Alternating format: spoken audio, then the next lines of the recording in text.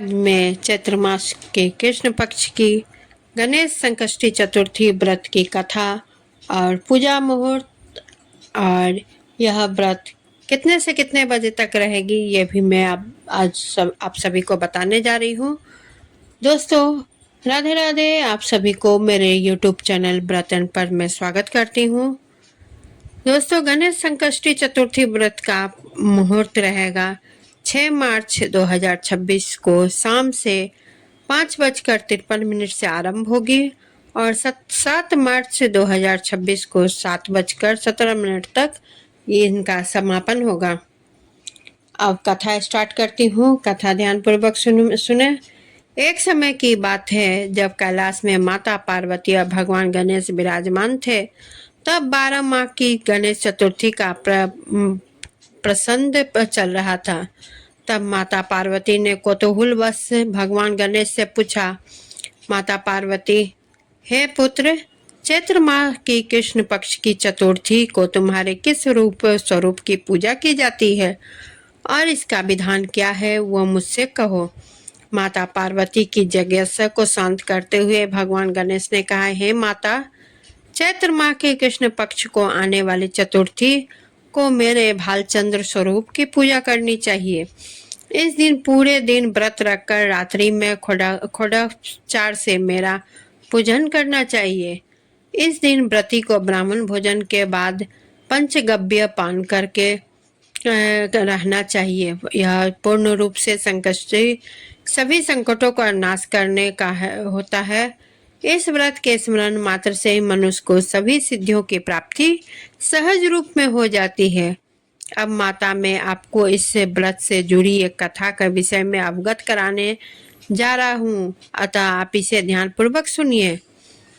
सतयुग में मकरध्वज नाम का एक राजा हुए थे। वे परम प्रजापालक थे। उनके राज में सभी लोग सुखी और समृद्धि जीवन व्यतीत कर रहे थे। सभी वर्ण के लोग अपने धर्म का पूर्ण निष्ठान में पालन किया करते थे। प्रजा निरोगी और स्वस्थ जीवन व्यतीत करती थी। प्रजा में चोर और डाकू आदि का कोई भय नहीं था। नगर में रहने वाले सभी लोग उदारदानी, धार्मिक, बुद्धिमान और सुंदर थे। इतना सुंदर राज होने के पश्चात राजा पुत्र से वंचित थे। पुत्र रत्न की प्राप्ति हेतु उन्होंने कई यत्न किए, अतः महर्षि याज्ञवल्क्य की कृपा से उन्हें पुत्र धन की प्राप्ति हुई। पुत्र धन की प्राप्ति के होने पर राजा की खुशी का कोई ठिकाना नहीं रहा। अब वो अपने राज्य का संपूर्ण कार्यभार अपने मंत्री धर्मपाल को सौंपकर विविध प्रकार के खेल खिलौने से अपने राजकुमार का पालन पोषण करने लगे। यहाँ राज्य का शासन अपने हाथों में आ जाने से मंत्री धर्मपाल धन्य धान्य से संपन्न हो गए।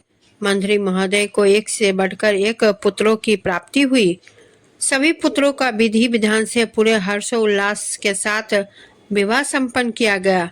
अब सभी मातृपुत्र धन का उपयोग बड़े जतन से करने लगे। परिवार के सभी सदस्यों में सबसे छोटे पुत्र की पुत्र वधू बहुत ही धर्मपरायण थी। वे भगवान गणेश की परम भक्त थी। चैत्र माह के कृष्ण पक्ष की तिथि आने पर उसने भगवान गणेश की पूर्ण श्रद्धा से आराधना पूजा की और उनका व्रत किया, व्रत अनुष्ठान भी किया। पूजन और व्रत से विचलित होकर सास अपने पुत्र वधू से कहने लगी, अरे क्या तंत्र मंत्र द्वारा मेरे पुत्र को अपने वश में कराने के उपाय कर रही है। अपने सास द्वारा बारंबार निषेध किए जाने पर भी अपने पुत्र वधू से कोई बदलाव आता ना देख सास पुनः बोली, अरे दुष्टा, मेरे बार बार कहने पर भी तू मेरी बात को अनदेखा कर रही है। मैं तुझे पीट कर ठीक कर दूंगी। मुझे यह सब तांत्रिक अभिचार पसंद नहीं है। अपनी सास की बात सुन पुत्र वधू ने विनम्रता से कहा, हे सासू माँ, मैं संकष्ट नाशक भगवान गणेश का व्रत कर रही हूँ। यह व्रत अनुष्ठान करने से मनोवांछित फल की प्राप्ति होती है। अपने पुत्र वधू की बात सुन क्रोधवश में सासू ने अपने पुत्र से कहा, हे पुत्र, तुम्हारी वधू जादू टोने पर उतारू हो गई है। मेरे बार बार समझाने के बाद भी उसके मेरी एक न सुनी। अब तुम ही इसे मारकर उसकी अकल को ठिकाने पर ले जाओ। मैं किसी गणेश जी को नहीं मानती। वे कौन है वो और उसका व्रत कैसे होता है? हम लोग तो राजकुल से हैं, हमारी भला किस विपत्ति को वो नष्ट करेंगे? माता की आज्ञा को मानते हुए उसके पति ने उसे मारा और पीटा। इतना पीड़ा को सहन करते हुए भी उस पुत्रवधू ने व्रत को पूर्ण किया और व्रत के अंत में वो भगवान गणेश जी का स्मरण करते हुए प्रार्थना करने लगी और कहने लगी, हे विघ्नेश्वर, हे गणपति, आप हमारे सास ससुर को अपना परिचय दिखलाइए ताकि वो आपकी महिमा को समझ पाए और उनके मन में उनके प्रति श्रद्धा भाव जागृत कर हो। अपने भक्ति की करुण पुकार सुन भगवान गणेश जी ने देखते ही देखते राजा के पुत्र का अपहरण कर उसे धर्मपाल के महल में ही कहीं छुपा दिया। उसके बाद राजकुमार के सभी वस्त्र अलंकारों को उतारकर राजमहल में फेंक दिया और खुद अंतर्ध्यान हो गए। इधर राजा ने प्रेम पूर्वक अपने पुत्र को पुकारा किंतु कोई प्रत्युत्तर नहीं मिला। प्रत्युत्तर न मिलने पर उन्होंने शीघ्रता से पुत्र की खोज शुरू कर दी। राजा को अपने महल में पुत्र की पुष्टि न होने पर वह शीघ्रता से मंत्री धर्मपाल के महल में गए और वहां जाकर अपने पुत्र को खोजने लगे। उन्होंने सबसे पूछा, मेरा राजकुमार कहाँ है? यहाँ उसके सभी वस्त्र और आभूषण मिले गए किंतु मेरा राजकुमार कहाँ चला गया? किसी ने ऐसी निंदनीय कार्य किया है? हाय, मेरा राजकुमार कहाँ है? राजा की व्याकुलता धीरे धीरे अब बढ़ने लगी। राजा की दशा को देख मंत्री धर्मपाल ने कहा, हे राजन, आपका चंचल पुत्र कहाँ है? उसका मुझे कोई पता नहीं है, किंतु मैं अभी पूरे राज्य में बाग बगीचे में आदि स्थानों पर उसकी खोज प्रारंभ करता हूँ। उसके बाद व्याकुल राजा नौकरों से सेवकों आदि से कहने लगे, हे अंगरक्षकों, सेवकों, मेरे पुत्र का शीघ्र पता लगाइए। राजा का आदेश मिलने मात्र से ही राजा के पुत्र की खोज जोरों शोरों से शुरू हो गई, किंतु राजा के पुत्र का कोई पता नहीं चला। राजा के पुत्र का कहीं भी पता ना चला।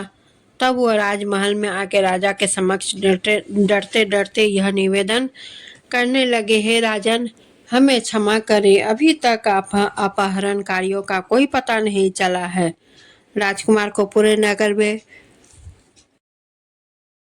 किसी ने आते और ना जाते ही देखा है।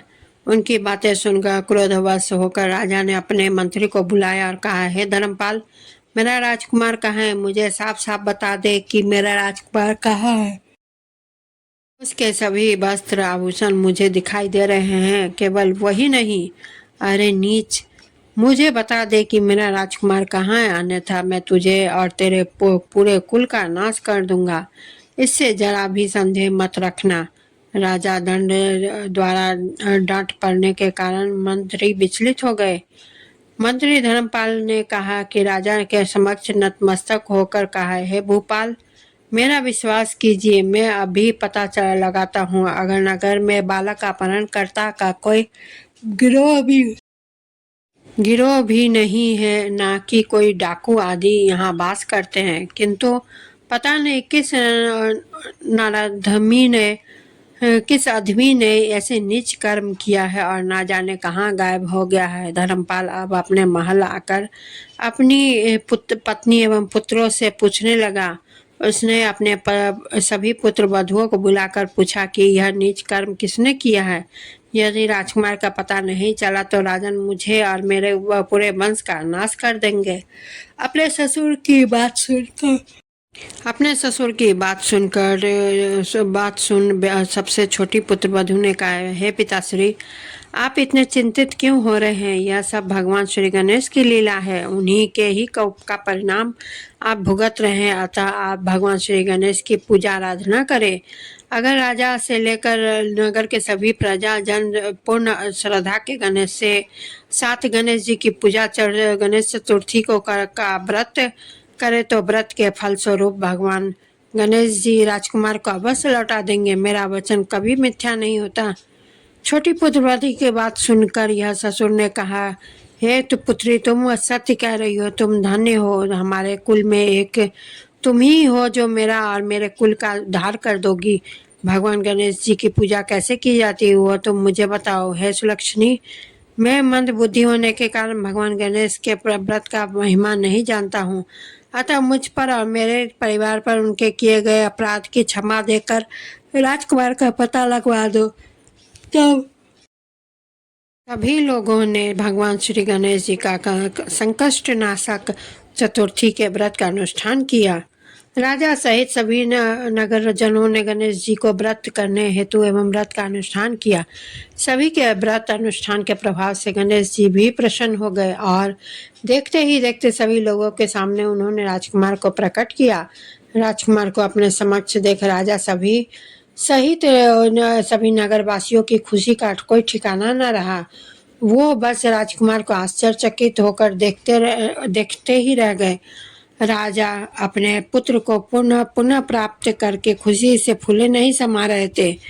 भगवान गणेश की लीला को देख वह नतमस्तक होकर कहने लगे, हे भगवान गणेश जी, आप धन्य हो और धर्मपाल तुम्हारी छोटी पुत्र वधु भी धन्य है, जिसकी कृपा से आज मेरा पुत्र यमराज के वहां पर से भी दोबारा लौट आया। अतः आप सभी नगरजन इस संतानदायक व्रत को विधिवत करते रहे। श्री गणेश जी बोले, हे माता, इस व्रत से बढ़कर इस लोक में तथा सभी अन्य लोकों में और कोई व्रत नहीं है। इस कथा का श्रवण युधिष्ठिर ने भगवान श्री हरि कृष्ण से सुना था और इसी चैत्र माह के कृष्ण पक्ष को आने वाली चतुर्थी व्रत के करके उन्होंने अपने खोए हुए राज्य को फिर से प्राप्त किया था। तो दोस्तों, यह कथा आप सभी को कैसी लगी कमेंट जरूर करें और वीडियो को लाइक शेयर करें, चैनल को सब्सक्राइब करें, नोटिफिकेशन बेल को ऑन करें, क्योंकि कोई भी नई वीडियो की नोटिफिकेशन आप तक पहुंचे इसके लिए नोटिफिकेशन बेल को ऑन करना पड़ेगा। और इसके साथ मैं विदा लेती हूँ। धन्यवाद।